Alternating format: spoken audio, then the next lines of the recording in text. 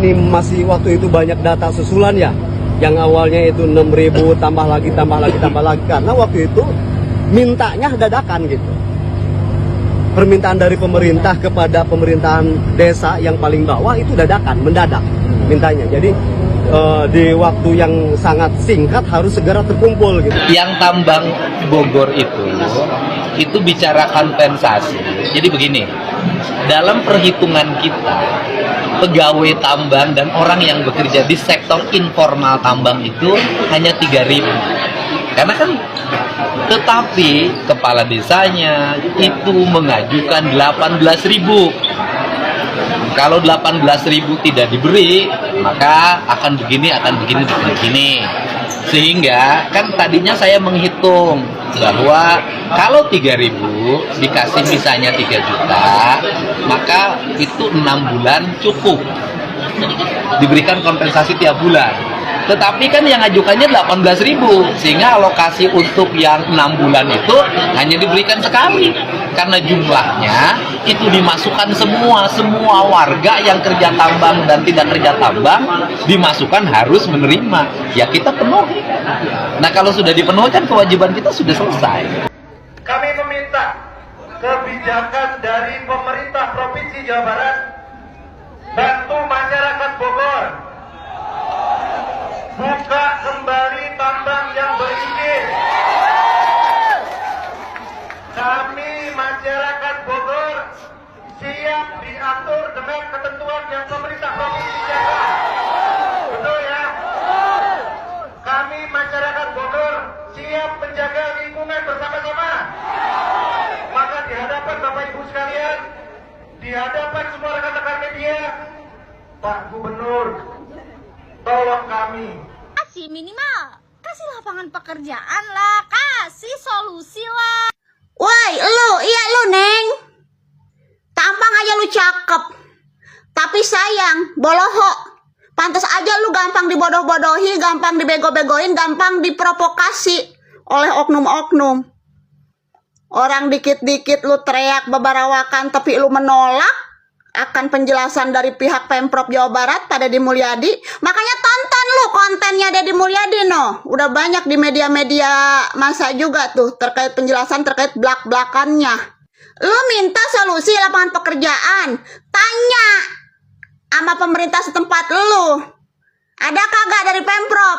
Nah, Gubernur Deddy Mulyadi udah menjelaskan dari Pemprov memberikan solusi lapangan pekerjaan berupa PU kebersihan, petugas kebersihan Provinsi Jawa Barat untuk membersihkan jalan-jalan di daerah Kabupaten Bogor. Digaji juga, dapat tunjangan BPJS juga. Cuman nyampe sekarang tuh ya, pada Deddy Mulyadi minta data untuk orang-orang yang nanti akan dipekerjakan di PU kebersihan kagak ada dari pihak pemerintah setempatnya.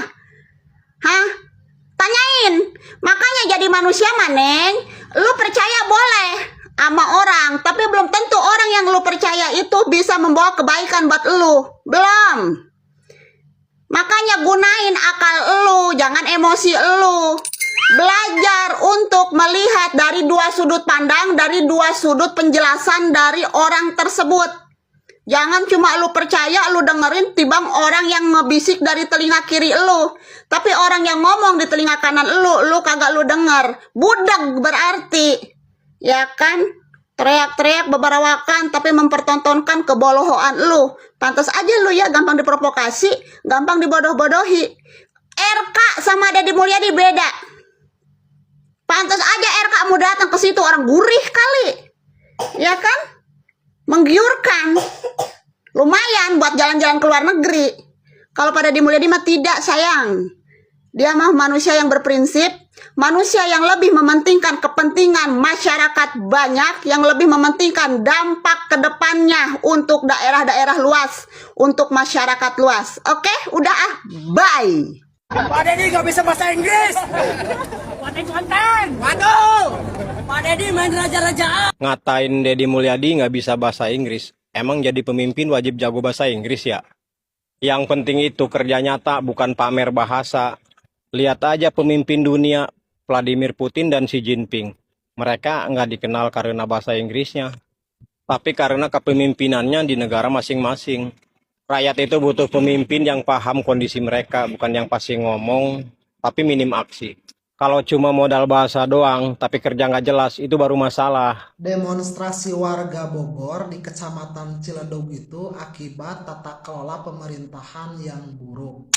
Jadi saya meriset di sosial media, ternyata Kang Deddy itu membuat janji terlebih dahulu, namun skemanya belakangan. Ini nih videonya. Memberikan bantuan selama penutupan per bulan 2 sampai 3 juta per karyawan atau per kepala keluarga. Nanti skemanya lagi kita buatkan. Nah, dalam tata kelola pemerintahan yang baik, good governance, itu tidak boleh kita membuat janji terlebih dahulu, kemudian skemanya belakangan. Mengapa saya katakan demikian? Karena janji politik itu tidak sama dengan public policy, kebijakan publik. Jadi kalau kebijakan publik itu skemanya dulu nih disusun seperti apa, kemudian landasan hukumnya seperti apa, kemudian nanti bagaimana merealisasikannya di lapangan. Itu tata kelola pemerintahan yang baik jika itu terbangun di era kepemimpinan Kang Deddy Mulyadi. Di sini Kang Deddy membuat kesalahan yang mana dia membuat janji terlebih dahulu sehingga semuanya itu tidak terukur. Kenapa saya katakan tidak terukur? Malah muncul masalah baru. Ini nih ada videonya nih. Data yang sudah masuk sebanyak 9.000. Dari 9.000, 3.000 sudah dibayarkan. 6.000-nya akan kami bayarkan. Tetapi kemudian masuk lagi data susulan sebanyak 9.000 orang, sehingga alokasi yang disiapkan kami hanya menyelapkan alokasi tadinya untuk 9.000. Tapi karena ada data lagi 9.000, maka kami menunda pembayarannya. Karena skemanya tidak jelas, riset tidak jalan, sehingga itu menjadi permasalahan baru. Kang Deddy merasa kewalahan untuk membayar kompensasi yang pernah dijanjikan. Itu diakibatkan apa? Diakibatkan Kang Deddy merasa dia mampu berjalan sendiri. Tidak bisa mengorkestrasi jajaran pemerintahan di bawahnya. Kemudian tidak mampu melakukan negosiasi dengan perusahaan tambang. Dia malah mengabaikan hal tersebut. Walaupun sebenarnya perusahaan juga memiliki tanggung jawab terhadap para pegawainya yang diakibatkan dari berhentinya produksi. Sebenarnya seperti itu. Itu kalau kalangan pabrik itu yang terjadi. Tetapi saya mengabaikan lah tanggung jawab perusahaan itu. Saya nggak ada masalah dengan itu. Seharusnya Kang Deddy itu melakukan negosiasi sebagaimana pemerintahan yang memiliki kekuasaan di daerahnya. Jadi tidak boleh menjalankan pemerintahannya itu semau gue gitu kan. Tiba-tiba dia memberikan statement di sosial media, kemudian statement itu tidak didukung dengan landasan hukum, skema anggaran, kemudian bagaimana merealisasikan janji tersebut kepada masyarakat. Sehingga itu tidak terjadi akumulasi kemarahan yang menyebabkan gerakan demonstrasi. Bupati ikut demo masalah ingin tambang kembali dibuka yang berizin di Bogor Barat. Malahan kemarin di video naganya di orasina aya nu hayang pindah ke Banten, jadi asupna ke Banten gitu si Bogor Barat teh henteu asup ka Jawa Barat deui. Ayeuna si bupatina demo hayang tambang dibuka. Pertanyaanana anu ngijinan baheula tambang eta saha? Henteu ditinggali heula lahanna kumaha, aksesna kumaha, tiba-tiba diizinan tambang eta teh. Nu kadua, ieu teh bener. Rakyat Bogor teh diwakilan ku bupati hayang tambang dibuka deui. Lamun ieu mah lamun nya dibuka deui tong reluh ka Pak Deddy engke mah. Mun jalan ruksak perung panjang nepi ka aira eueuh nu ngomekeun. Iwati pas bapak aing ngajabat diomekeun. Ayeuna maraneh baheula ngareluh jalan ruksak, terus alam ruksak dialih fungsikeun lahan. Ayeuna hare-hare jarempling. Hayang tambang dibuka deui. Jadi maraneh teh hayangna naon? Jadi kemah mun aya naon teh geus tong luh kepada di langsung ke bupatina. Da ieu mah pendapat pribadi urang nah bapak aing teu dibuka deui tambang anu eta dek nu izinan, dek nu teu diizinan komo nu teu diizinan mah.